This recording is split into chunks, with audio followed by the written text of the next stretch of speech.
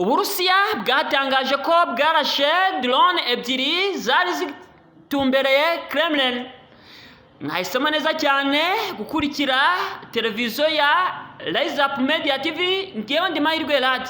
Ni by'agaciro cyane kandi gukora subscribe kuri yo. Uburusiya bwatangaje ko bwarashe drone ebyiri zari zitumbereye Kremlin, ibiro by'umukuru w'igihugu mu Burusiya i Moscow. Hanyuma bushinja Ukraine kugerageza kwica Perezida Vladimir Putin. Amashusho ataremezwa yagaragaye ku mbuga nkoranyambaga aboneka yerekana ikintu kiguruka hejuru ya Kremlin mbere y'uko giturika. Ukraine yavuze ko ataho cyangwa se ntaho ihuriye n'icyo gitero cya drone. Umuvugizi wa Perezida Vladimir ZELENSKY yavuze ko Ukraine ishishikajwe no kubohoza ubutaka bwayo kuva Uburusiya buteye mu mwaka ushize. Ubundi mutegetsi yabwiye BBC dukesha inkuru ko icyo gitero kivugwa ari ikimenyetso cy'uko Uburusiya burimo burategura ubushotoranyi bukomeye bw'iterabwoba muri Ukraine. Ibyo bihugu bikunda gushinjanya no guhakana ku bintu biba ku mpande zombi kuva Uburusiya buteye Ukraine mu mwaka ushize. Uburusiya bwavuze ko izo drone zari zitumbereye Kremlin, inyubako ya leta nini cyane hagati mu Moscow, zashanyagujwe n'ikoranabuhanga rya radar. Umuvugizi wa Kremlin yavuze ko Putin atari muri Kremlin igihe igitero cyabaga.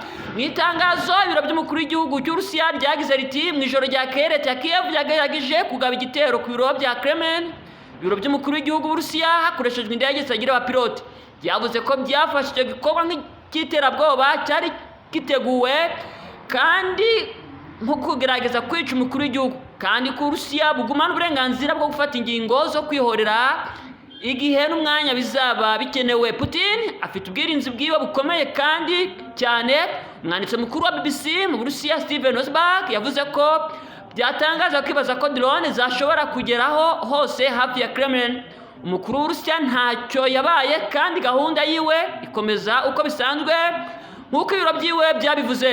Yarimo arakorera muri Novogaryovo hanze ya Moscow kuwa gatatu. Ibice bya drone byaguye ku kibanza cya Kremlin ariko nta n'umwe yakomeretse kandi inyubako zangiritse nk'uko ibiro by'umukuru w'igihugu byavuze ngo nta nyubako zangiritse.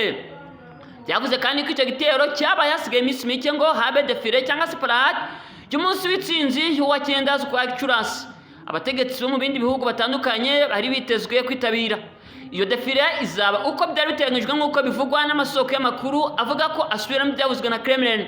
Ibyabaye i Moscow biragaragara ko bigamije gutuma ibintu bidogera imbere yo wa 9 Gicurasi, byavuzwe n'umuvugizi w'umukuru w'igihugu wa Ukraine Serhiy Nikiforov.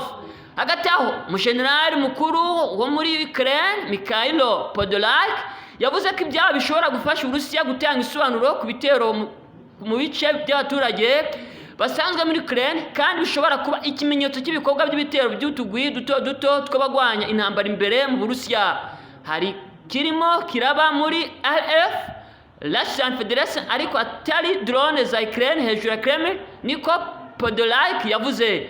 Mike Malloy yahoze ari minisitiri w'ingabo wungirije muri Amerika akanaba muri CIA yabwiye Biscop hamwe izo nkuru zaba arizo bisa nuko kutaba kwari kugerageza kwica mu gihe Ukraine ikurikiranira hafi aho Putin aba ari kandi akaba atari i Moscow muri uwo mwanya. Bishobora kuba kwari kwereka Abarusiya ko bashobora guterwa hari hose kandi ko intambara batangiye muri Ukraine umunsi umwe ishobora kubasanga iwabo mu Rusiya mbere no ku mugwa mukuru, niko yavuze. Bitari uko Burusiya bwaba burimo kubeshya kugira ngo burikoreshe nk'icyitwazo cyo gushaka kwica Perezida Zelensky, ibintu bari bamaze kugerageza mu gihe cyashize nk'uko Malay yabivuze. Umukuru w'umujyi wa Moscow kuwa gatatu yahise atangaza ingingo yo kubuza ko hari drone zigenda hejuru y'umujyi. Imijyi myinshi y'Uburusiya yamaze kumenyesha ko bizagabanya ibirori by'uwa 9 Gicurasi.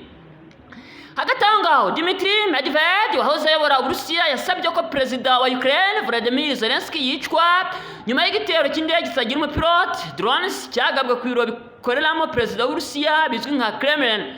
Kuri uwa gatatu Uburusiya bwatangaje ko hari igitero cya drone cyaburijwemo hejuru y'inyubako ikoreramo Perezida Vladimir Putin cyari kigamije kumuhitana.